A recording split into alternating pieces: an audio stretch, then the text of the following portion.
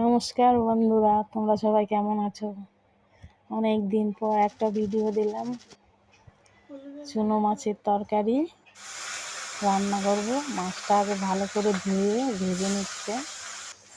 আর এই মাছটা রান্না হবে চিচিঙ্গা দিয়ে, চিচিঙ্গা পেঁয়াজ দিয়ে চচ্চড়ি হবে।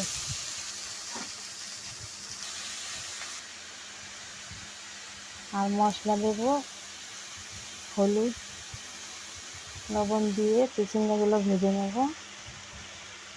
কাঁচা লঙ্কা দিলাম, আর এখন একটু জিরা ভেজে নেব। জিরা ভেজে গুঁড়ো করে দেব, তাহলে চুনো মাছের তরকারিটা খেতে ভালো লাগে।